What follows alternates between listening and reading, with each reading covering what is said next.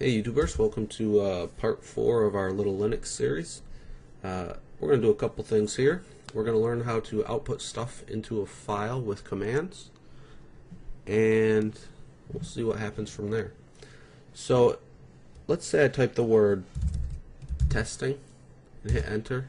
It's not a command. If I type the word test, apparently it is something. I honestly don't know. So if we want to output like our own text into a file just real quickly, we could say echo this is my file, and then we use the little arrow bracket, and then we give our file a name. I'll just call it jesse.txt, and I'm going to list jesse.txt, and there it is. This is my file. And you're like, well, that's not very handy. It will be handy later on, and I'll show you a neat little trick. First of all, let me give you this little tip. When I type head J, I didn't type out the whole name. I pressed the tab key, and it automatically filled in my file for me, and that's really easy to use. And you see that little caret with the letter C? All I did was press Control C to cancel the command that I was doing. Okay, but I've gone over that quite a bit.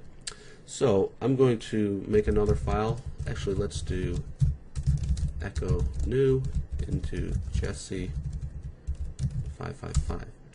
And I did this on purpose because if I list it, I have two Jesse files, and I want to show you the little tab key trick. If I say head JES and I press tab, it'll only suggest up to the word Jesse, because now the next thing is either going to be a 5 or a period.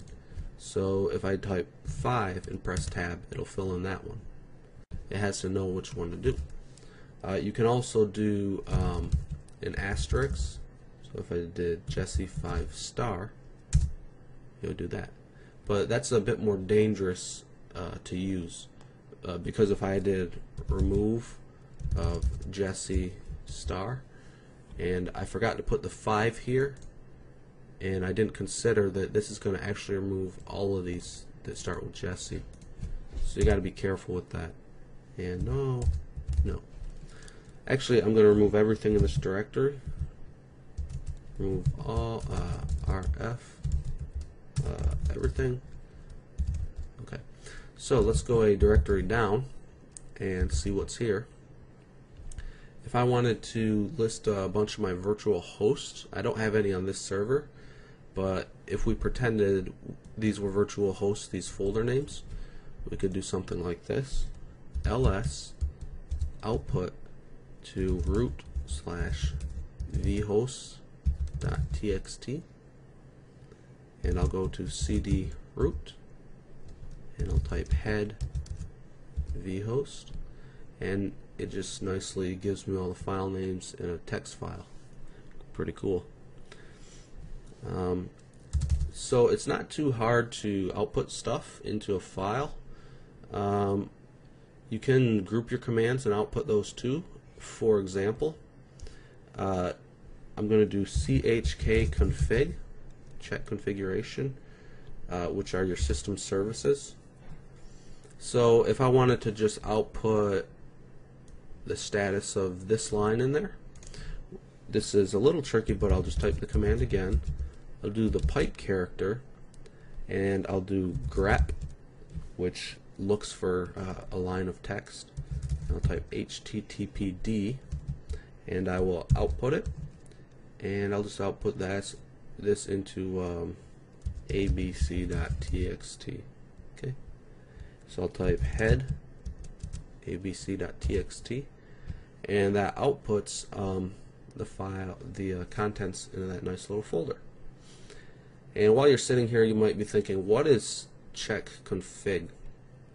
It's basically your system services that are running. And what's important about this is, let's say your server crashes or your reboot.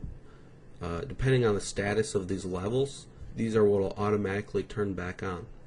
So you can see I have HTTPD installed, which is the Apache server.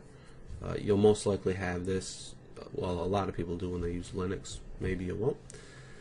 Anyways, so if I want that to turn on all the time, right now it's set to on because 2, 3, 4, and 5 levels are on. I'll be honest, I don't know what all the levels do. All I know is that for the most part, it's 2, 3, 4, and 5 that kind of need to be on. So what I could say is check config HTTPD off, and I'll do check config grep HTTPD just to see that one line, and now it's off. Now if I go to man of check config, I believe there's a levels command. There it is. It's -- level. Levels. Okay. Sometimes you'll see it written like this. So let me do Q to get out of there. So I'll try check config, that's one word, HTTPD levels 01.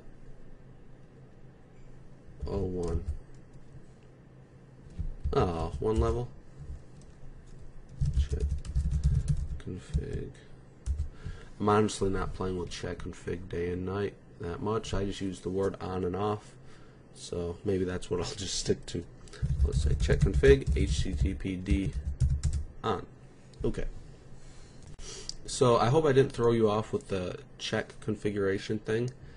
Sometimes it's good to get a little bit of random stuff thrown in, even though it's not a full explanation, because later you'll be like, I remember talking about that a little bit.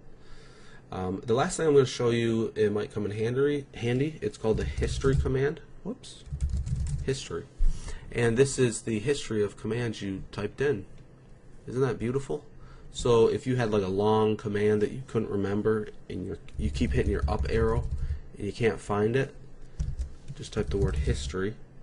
And what you could even do is look for something like this. You could type history, whoops, the pipe, and say grep. And I want to look for everything that started with an L.